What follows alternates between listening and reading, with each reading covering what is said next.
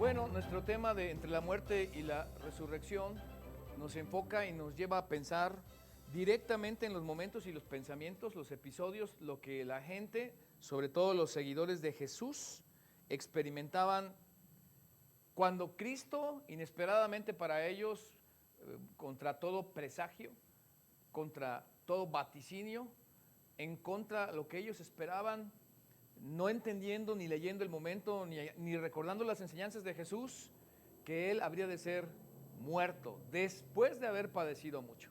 Así que pensemos en un caudillo político de aquellos días, donde la gente está motivada, sienten que tienen el apoyo, el líder, y por supuesto este mesiánico que hace grandes milagros y lleva a cabo grandes señales, y de repente no entiende lo que pasa porque ahora está muerto. Y tiene por lo menos 3 días de haber muerto. Y se han escondido porque si mataron a su líder, y políticamente hablando es factible que así se piense, ahora van a buscarlos a ellos y van contra ellos. Así lo pensaban. Así que tienen miedo, están escondidos. Y podemos decirlo en alguna palabra así. Sí, habían sido víctimas de la desesperanza y el desconcierto. Esta frase, así como la estoy diciendo, describe todo un cuadro lúgubre, tétrico, negro, obtuso, profundo y oscuro. Las tinieblas en lo espiritual habían triunfado, temporalmente triunfado, entre comillas. Y la gente había caído en la desesperanza, incluso estos que eran los discípulos, porque lo que ellos tenían por entendido de su Mesías era exactamente lo contrario a lo que estaban viviendo y viendo. Y como en aquellos días había algunos que se habían autoproclamado Mesías o Salvadores y estaban bajo el Imperio Romano, pues una vez más se veían con un golpe en la cara que les bajaba todas las esperanzas y aplastaba todos sus sueños. Dicho de otra manera, los de aquellos días veían solo la gloria y la victoria que esperaban en la conveniencia de no ser esclavos, y no podían ver en las palabras de Jesús la necesidad que el Hijo del Hombre debía padecer, de los ancianos, de los sacerdotes, de los principales del pueblo, que debía de padecer mucho, morir, ser sepultado y al tercer día resucitar. Esto es como un sesgo de confirmación. Ellos estaban esperando noticias de acuerdo a lo que pensaban y creían, y el panorama es completamente contradictorio, y tienen ahora enfrente de ellos que los principales sacerdotes judaicos son los que han llevado a cabo esta injusticia del tamaño no de la humanidad, del tamaño de la eternidad, porque el autor de la vida estaba entregando su vida por aquellos quienes debían morir, o sea, nosotros. Pero además de esto, para el Mesías la senda de gloria era la senda del sufrimiento, y claramente lo había dicho una y otra vez. Sin embargo, otra vez ese sesgo de confirmación de las cosas que queremos escuchar es lo que estaba en su corazón, en su mente, y aquí los discípulos se movían contentos mientras el ministerio de Cristo estaba vigente, porque veían sus esperanzas como que habrían de ser en poco y en breve coronadas. O sea, un rey físicamente establecido, que con un azote de cuerdas no solo echara a los cambistas del templo, a los que habían hecho negocios allí y que habían llegado a ser mercadería de la fe, sino que también habrían de echar al ejército romano, al César y a Herodes el Grande, que gobernaba de parte del Imperio Romano en toda Judea de aquellos días conocida. De manera que el hecho de ver a un Mesías sufriente y no tener retratado el contraste de un reinante, no retrataba ni les interesaba saber algo diferente que un Cristo, pero que un Cristo político les pudiera dar el beneficio de la libertad, no espiritual, sino física o política o económica. Así que sí, habían sido víctimas de la desesperanza y del desconcierto. Y entonces, cuando pasan todas estas cosas y Cristo muere, pasan los 3 días y las 3 noches, y un domingo muy de mañana, como por ahí de las 6 de la mañana, no sabemos exactamente, antes de que dieran las 6 de la mañana, entre las 6 de la noche del domingo mismo, las 12 de la noche del domingo y las 6 de la mañana, Jesús se levantó de entre los muertos. Pero mírenme, lo estoy diciendo aquí bien sencillo y bien fácil, porque estamos detrás de la cruz. Estamos detrás del histórico evento que hoy hasta la historia da cuenta de ello. Tan es así que estamos 2025 después de Cristo, DC. Y cuando vamos a la escuela, amigos, muchachos, siempre decimos antes de Cristo o después de Cristo. Y eso, aún a los que no creen, les da un testimonio de algo que marcó la historia. Y lo que marcó la historia en aquel domingo de hace 2025 años, si nos ajustamos al calendario gregoriano y entendemos que hay un error de más o menos 3, 4 años, que esa es una realidad, vamos a decirlo así, se levantó Jesús un domingo, hoy lo sabemos, pero en ese momento los suyos, como los discípulos que iban a Emaús, a un lugar que estaba más o menos a 10 kilómetros de Jerusalén, uno de ellos se llamaba Cleofas, se acerca a Jesús ya resurrecto, ellos no saben que es Cristo, ya es el domingo en la mañana, han pasado estos 3 días y ellos están cabizbajos, apesadumbrados, y se acerca a ellos y les pregunta diciéndoles, bueno, después de que ellos dicen, ¿qué es esto que platican ustedes? ¿Qué pláticas son estas que tenéis entre vosotros mientras camináis? Van rumbo a Emaús. ¿Y por qué estáis tristes? Esta tristeza no es la tristeza de la que es el perder un auto, quedarse sin empleo, sufrir la traición de un amigo. No quiero causar risa, pero cuando los novios rompen, o es más, que pierdes a un hijo, o que tus hijos no caminan contigo, o que tú ves a tus papás que no son los papás que deberían ser, sin juzgar a nadie. Son tristezas, pero esta es una particular tristeza de una expectativa milenaria.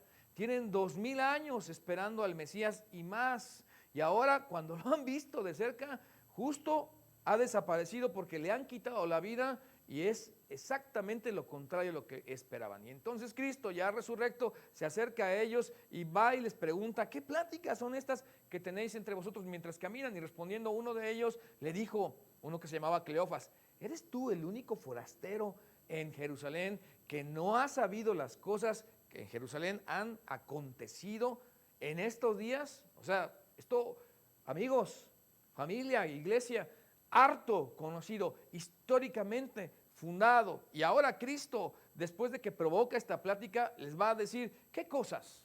Miren, ese es el tacto de Cristo que siempre da oportunidad para que la gente se desahogue, lo que los psicólogos llaman catarsis.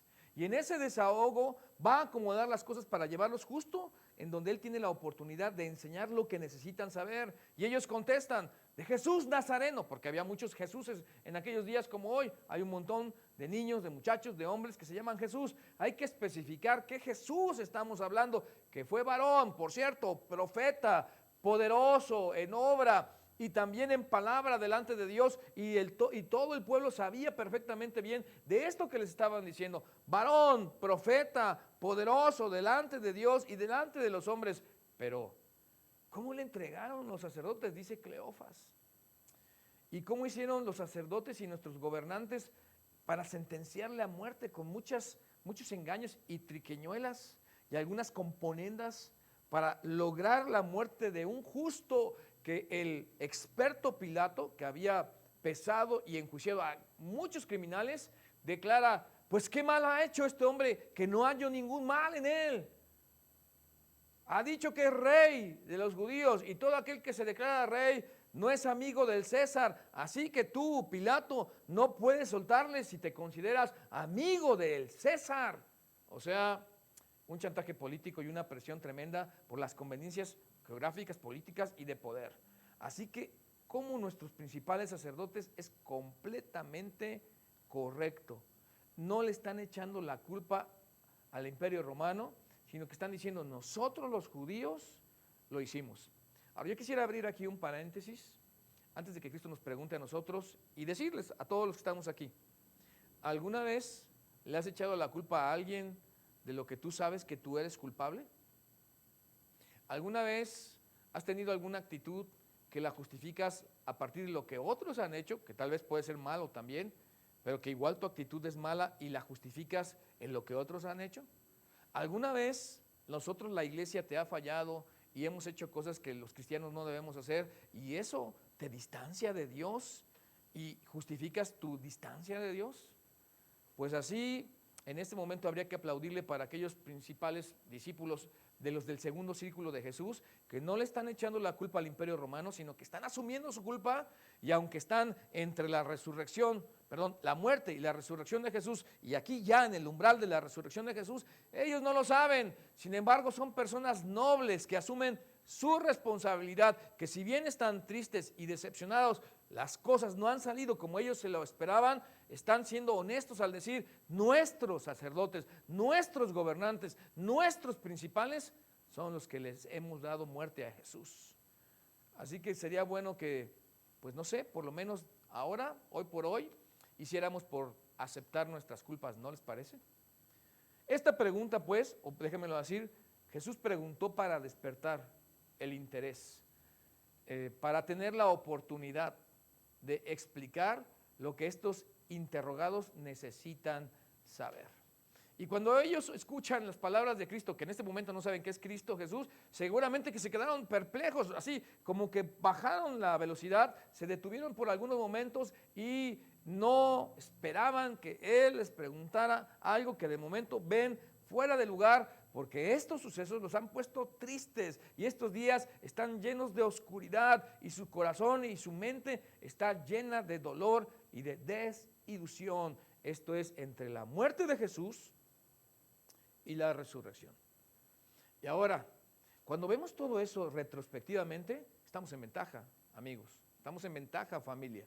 Estamos en ventaja, iglesia. Estamos en ventaja, tú que estás aquí conectado, porque ahora tenemos todos los elementos para no dudar de Jesús. Cuando hay tantas pruebas bíblicas, pero si no creyeras en la Biblia, históricas, pero además de testimonios de lo que Cristo ha hecho en la vida de muchos creyentes a través de los siglos. Y que esto no es un juego que, por cierto, tiene que ver con tu vida o muerte eterna. No se trata de religión, se trata de la relación con Dios. No se trata de ganar o tener la razón, se trata del cuidado que Dios ha tenido para mandar a su Hijo y poder morir en la cruz del Calvario por nosotros, y que después va a sacar a luz la vida y la victoria, porque de aquí en adelante los que duermen en Cristo Jesús no mueren, sino duermen esperando una resurrección.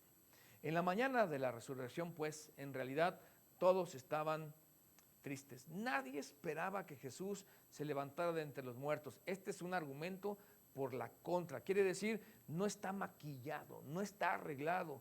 Los discípulos dudaban, las mujeres dudaban, los únicos que se acordaban que había dicho que habría de resucitar eran los enemigos de Jesús, y ellos, los discípulos, los creyentes, todos los que estaban alrededor de Cristo como gente de Cristo, sencillamente habían perdido la esperanza, habían sido víctimas de la desesperanza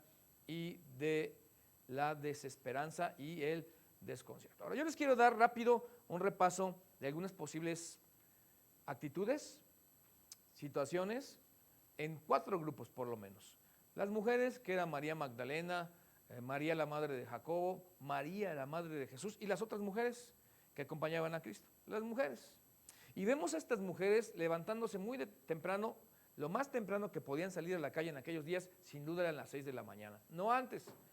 Sería largo explicarlo, pero tenía que ver con el peligro y con la costumbre de aquellos días.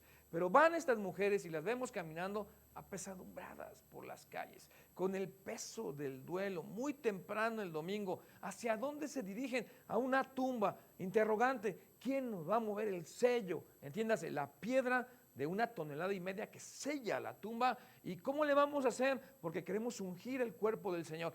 Para nada están buscando dar la bienvenida a un Cristo resurrecto, a un Señor resucitado. De ninguna manera. La cruz había derribado sus esperanzas y la tumba había enterrado para siempre sus sueños. Así, de esta manera, vienen a ungir un cuerpo que ellos esperan encontrar muerto, por supuesto. El cadáver de Jesús de Nazaret, su amigo, su benefactor, su Dios, su Señor. Jamás hubo un grupo de mujeres tan desanimadas, desilusionadas y abatidas como estas. Y cuando llegan al sepulcro, se han llevado el cuerpo del Señor. ¿En dónde lo han puesto? Pero ahora María, la madre del Señor, María que también como madre está experimentando y viviendo esto de la muerte de Jesús y está ya en la resurrección, pero no entiende lo que está pasando, ella también estaba paralizada por el frío del dolor. Una espada del dolor atravesaba su alma mientras veía a su propio hijo. Piénsalo, en la cruz, su primogénito muriendo, la muerte de un criminal, de un esclavo. ¿A qué madre no le dolería ver que su hijo sufre, y más que ha sido condenado como el peor de los criminales, siendo santo, inocente y sin mancha? Es un sentimiento de tristeza sobrecogedora y que se apodera de ella, y que también para ella la cruz era el adiós a la esperanza, y esto en muchos, muchos sentidos. Pero como estamos revisando lo que experimentaron los discípulos, nos faltan los 11. Se muere Jesús, esperan un caudillo, su maestro ya no está, su amigo ya no está, su Señor ya no está, sus planes han sido arruinados, sus esperanzas han sido hechas 1000 pedazos, están confundidos, desconectados, se desesperan. Y es más, el grupo no se mantiene junto, porque Tomás, las veces que Cristo les aparece, que fueron 3 antes de ascender al cielo, en grupos determinados, con pruebas indubitables, no estaba Tomás. ¿Dónde estaba Tomás? ¿Qué estaba haciendo Tomás? Bueno, su profundo pesar los llevan a tomar decisiones como regresar a su vieja ira, y verían a su amado otra vez, a Jesús. No sabían, la pregunta tal vez ni siquiera se la postulaban, no la ponían en su mente, parecían que han sido desconectados de la realidad. Tenían todo en su contra, nada a su favor, y realmente más bien esperaban que algún verdugo se apareciera en su puerta y tocara para decir: venimos por ustedes también, porque son de aquel hombre, aquel que se proclamó rey de los judíos. ¿Había alguna expectativa semiconsciente? No, para absolutamente nada. Y las mujeres vienen después de haber ido a la tumba, corren hacia Pedro, hacia Juan, hacia los 12. El Señor ha resucitado de entre los muertos, y las toman por fuera de sí, fuera de cordura, de locas. Dicen cosas insensatas. Estas mujeres están alucinando, no les creen, porque no esperaba ninguno de los 11 que Jesús se levantara del sepulcro. ¿Ven cómo estamos en ventaja de todos ellos? Porque sería fácil decir: si yo hubiera sido Pedro, no hubiera negado al Señor. Y 3 veces antes de que cantara el gallo. Si yo hubiera sido Tomás, no hubiera dicho: hasta que viere la señal de los clavos y metiere mi dedo y tocare con mi mano su costado y viera al Señor, no creeré. No, yo creo que todos hubiéramos actuado como hombres que somos. Jesús estaba muerto, se había ido, y eso, en aquellos días, su felicidad se había acabado, y su estrecha comunión con Dios, con Jesús, se había ido. Y por último, en estos segmentos de 4 personas que nos muestran las actitudes de los más, porque justo ahí se retratan en 4 las posibles actitudes y sentimientos de todos los grupos de la gente que estuvo alrededor de Jesús. Cleofas y su compañero. Cleofas, pues van como discípulos que regresan después de un gran sepelio. Era primavera y sin embargo no les importa el trinar de los pájaros, no les importa la aurora del día. Van caminando, y van a caminar 10 kilómetros pesados, aletargados en sus pasos, camino a un camino de desesperanza y de llegar a la vida como cuando te regresas de haber estado en comunión con Dios. Y así fue, como cuando te vas de haber estado en la iglesia, como que abandonas tu familia y lo que creíste, y ahora pretendes regresar a lo mismo, como si fuera fácil volver a ser el mismo cuando Dios ya hizo un cambio significativo en tu vida. Esto es lo que están tratando de hacer Cleofas y todos los discípulos, porque Pedro dijo: me voy a pescar, y Tomás: no creo. Y ahora Cleofas va a Emaús. ¿A qué? A llorar con tristeza, sí, la pérdida de su Señor, pero además a vivir como siempre lo ha vivido. Eso, cuando tú tienes un contacto con el Señor, déjame decirte, es imposible. A lo mejor has estado tentado a regresar a tu vida pasada, a hacer como si no conocieras a Dios. Pero si conociste a Dios, si Jesús mora en tu corazón, si has depositado tu fe en Él, si te has arrepentido de tus pecados y ahora caminas siguiendo a Cristo y quieres desviarte, Dios te va a traer de regreso más temprano que tarde, porque has conocido la vida de Jesús, y sin Él no es posible vivir para un creyente en Cristo Jesús. Así que Cleofas dice: esperamos que Él hubiera sido el Mesías, o sea, nuestra esperanza se ha ido. Pero vamos a aterrizarlo y preguntarnos: tú y yo, tú y nosotros, yo, nosotros, ¿cuáles son nuestras actitudes hacia todos estos eventos hoy tan fundamentados, tan probados y que claro, a veces también atacados y tratados de deteriorar? ¿Cuál es tu actitud cuando Dios no responde de acuerdo a tu expectativa? ¿Qué es lo que haces cuando las cosas no llegan en el tiempo y en el momento en que tú quieres que las cosas sucedan? O las cosas no salen, pero no salen exactamente como tú quisieras. ¿Dudas? ¿Te enojas? Déjeme plantearlo de otra manera. Creo que tenemos un concepto equivocado de Dios la mayoría. Y si lo digo yo, es mi opinión. Por eso, mi opinión, amigos. Pueden tener opinión diferente. La mayoría esperamos tener un Dios que siempre nos colme de salud, esperamos tener un Dios que siempre nos llene de dinero, esperamos que sea un Dios que cumpla nuestros anhelos, y aunque sí, deleítate en Jehová y Él te concederá las peticiones de tu corazón. Es una realidad, a veces nuestros anhelos son más caprichos que anhelos, y que entonces le marcamos a Dios una agenda de, si tú eres mi Dios, voy a hacer, voy a ir, voy a lograr, voy a tener, voy a hacer. Y realmente es un Dios que es a modo. Cuando pudiera ser que la fe está aunque sufras, nuestra fe está completa aunque no tengas. El que Dios nos acompañe no quiere decir que no pueda haber un cuadro de enfermedad o que incluso un cuadro de limitación, porque aquí la felicidad no se trata de que yo obtenga lo que yo quiero. Como en ellos en su momento no vieron a Jesús vivo y reinando y echando fuera al imperio romano, sino que se había muerto. Su expectativa del Dios que les colma de bienes como ellos quieren se había esfumado. Y cuando se esfuma de nosotros, ¿te mantienes creyendo en Dios? Cuando no responde como uno quiere, ¿te mantienes confiado en Dios? Sería una pregunta que deberíamos hacernos. Pero miren, terminemos y vayamos al final, después de este paréntesis. Dice Cleofas, pero nosotros esperábamos que Él era el que había de redimir a Israel. Una expectativa del Dios de Israel caprichosa, tendenciosa, y ahora, además de todo esto, hoy ya es el tercer día, y entre paréntesis, y Dios no ha hecho nada, que esto ha acontecido. O sea, ya se tardó Dios. ¿Alguna vez te han dicho, ya se tardó, pastor? La verdad es que a mí me lo han dicho muchas veces, porque estamos acostumbrados a que sucede algo y las autoridades no han dicho nada.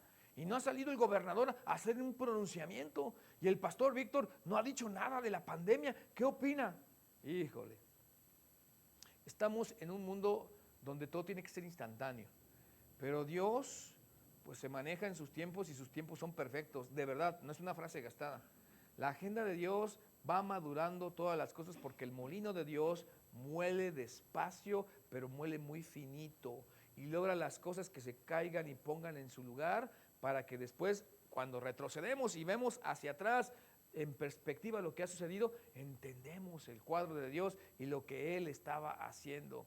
Así que ahora Cristo va a presentarse con pruebas indubitables, puertas cerradas, y les va a reclamar a estos que vienen caminando con Él después de partir el pan. Él entonces les dijo, oh insensatos, híjole, insensatos, y tardos de corazón para creer todo lo que los profetas han dicho. Y luego acompañar, no era necesario que el Cristo padeciera estas cosas y que entrara en su gloria, y comenzando desde Moisés y siguiendo por todos los profetas, les declaraba en las escrituras todas las cosas que decían de él. Y llegaron a la aldea donde iban. Cristo hace como que va de largo y le dicen, no, quédate con nosotros, porque se sienten con alguien especial. Para este punto ya no es un extranjero que no reconocen. Saben que no lo conocen físicamente, están velados sus ojos, pero están experimentando la presencia de Dios, están experimentando la voluntad, el toque de Dios, y ellos no son conscientes de ello en este instante. Así que cuando se queda con ellos y después de partir el pan y reconocerlos, desaparece, porque entre la muerte y la resurrección, cuando el cuerpo entre la muerte y la resurrección se da evidencia, puede comer, pero no necesita comer. Puede dormir, pero no necesita dormir. Puede abrir, accionar una manivela de una casa para entrar, pero puede aparecer y desaparecer. Puede caminar, pero puede exaltarse al cielo. Ese es el cuerpo de Cristo. Y ahí reciben un golpe más que tonifica su vida y que les muestra que Dios es poderoso, que Dios es omnipresente. Y terminemos con esta historia. Miren, antes de la resurrección, antes del sacrificio de Cristo, en Lucas, no el capítulo 24 que venimos leyendo, Ahora el capítulo 22, versículo 31. Dijo también el Señor: Simón, Simón, he aquí Satanás os ha pedido para zarandearos como a trigo. Viene una prueba grande para Pedro, pero yo he rogado por ti que tu fe no falte, y tú, Pedro, una vez vuelto, confirma a tus hermanos. Pedro, como siempre habla antes de pensar, él le dijo: Pedro, Señor, dispuesto estoy a ir contigo, no solo a la cárcel, sino también a la muerte. Híjole. ¿Has hecho alguna promesa a Dios? ¿Has hecho alguna promesa a Dios? Le he dado mi palabra, aunque no diga prometo, y me he echado para atrás. Porque Pedro está diciendo a la cárcel y a la muerte, pero Pedro no va a cumplir lo que está diciendo, Pedro va a fallar. Y entonces Cristo le va a contestar, y le dijo al versículo 34, y él le dijo: Pedro, te digo que el gallo no cantará hoy antes que tú niegues 3 veces que me conoces. Antes que el gallo cante, me vas a negar 3 veces. Así que viene el momento en que prenden a Cristo, van al patio del sumo sacerdote, está calentándose Pedro con la gente que está allí, y dice una mujer: yo te conozco, tú estabas con él. No, no conozco al hombre. Y no pasó mucho tiempo más, y un hombre ahora se acerca y dice: tu manera de hablar te delata. No, no, yo no lo conozco. Y viene la tercera ocasión, después de una hora. Precisamente las primeras 2 veces que Pedro niega a Jesús están pegaditas, pero después de las primeras 2 pasa una hora pesada, en donde los ojos de Pedro y Cristo se van a cruzar justo cuando le niega la tercera vez. Y levanta la voz y lanza unas maldiciones y habla como no corresponde a un hombre, aquel que había dicho: voy a la cárcel o a la muerte, pero yo te sigo, no te niego, Dios. ¿Te estás retratando con él? ¿Me estoy acaso retratando con él? Y cuando niega la tercera vez a Jesús, los ojos de Jesús y los de Cristo se cruzan, y siente el peso de la mirada de el Dios santo, santo, santo, que se lo había advertido que así habría de ser. Y entonces esta advertencia la brincamos y nos vamos al final y pensamos: cuando Cristo se les aparece una vez más, la tercera vez, y ahora en Juan 21, regresando al Evangelio, les dijo Jesús: venid, comed. Y ninguno de los discípulos se atrevía a preguntarle, porque estaban después de la resurrección, porque Cristo estaba transformado, porque Pedro había ido a pescar, porque estaban desanimados, porque habían sido incrédulos, porque Cristo ya se les había aparecido 2 veces, y esta era la tercera vez. Y ya que Juan había dicho: es el Señor, Pedro se echó al agua, y cuando se echa al agua, después llegan a la mar, echan las redes, 151 peces, si no mal recuerdo, pescan, pero Cristo ya tenía uno que él había agarrado con sus propias manos sobre las brasas, y les está diciendo: vengan, vengan para acá. Y Jesús tomó el pan y les dio, y asimismo el pescado. Y dice el versículo 14 de Juan 21, esta era ya la tercera vez, repito, esta era ya la tercera vez que Jesús se manifestaba a sus discípulos, que se evidenciaba, que se presentaba después de haber resucitado de los muertos. La tercera vez. Ahora, recordemos entonces, 3 veces negó Pedro a Jesús. 3 días y 3 noches estuvo Cristo en el corazón de la tierra. Y ahora 3 veces se les aparece a los discípulos, pero no es todo, porque ahora Cristo le va a decir 3 veces a Pedro. Algunos piensan, por las 3 veces que lo negó, si realmente está confirmado y cree en él y lo va a seguir. Allí en Juan 21:15, cuando hubieron comido, Jesús dijo a Simón Pedro: Simón, hijo de Jonás, ¿me amas más que estos? Le respondió: sí, Señor, tú sabes que te amo. Él le dijo, tome nota, apacienta mis corderos. Versículo 16, volvió a decirle la segunda vez: Simón, hijo de Jonás, ¿me amas? En griego se lee diferente, me amas. Alguna vez dice ágape, alguna vez dice fileo, y alguna vez es otra acepción de amor, es otra intensidad. Pedro le respondió: sí, Señor, tú sabes que te amo. Le dijo: pastorea mis ovejas. Apacienta, pastorea.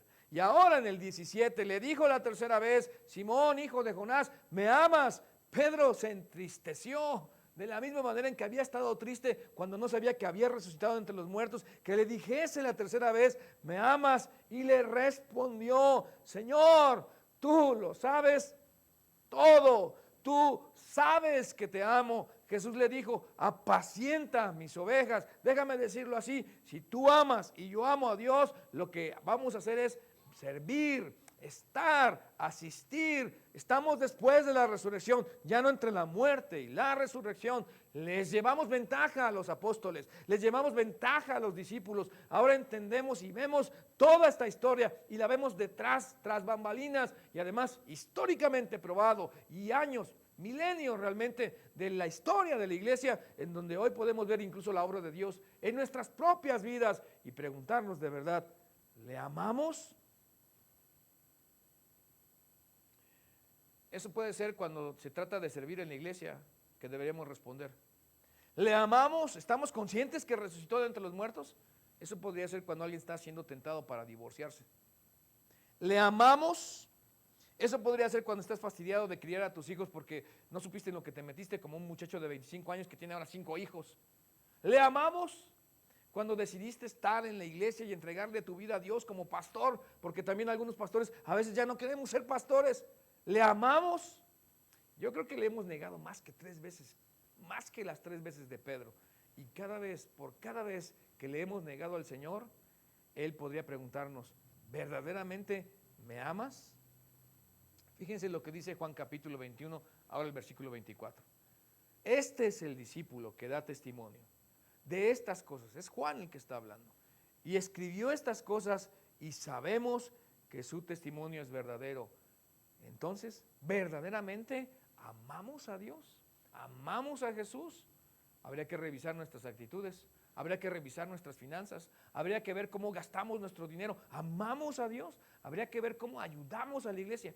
Habría que ver cómo cada domingo, ya no entre la muerte y la resurrección de Jesús, ahora en la resurrección de Jesús celebramos que Cristo se levantó de entre los muertos. Cada domingo, iglesia, cada domingo, familia, cada domingo, iglesia, hermanos, amigos, cada domingo celebramos que Cristo se levantó de entre los muertos. Y todos los instantes de la vida contestamos si le amamos, porque hoy estamos detrás, no de la muerte, de la resurrección de Jesús. Dios los bendiga. Nos vemos hasta la próxima.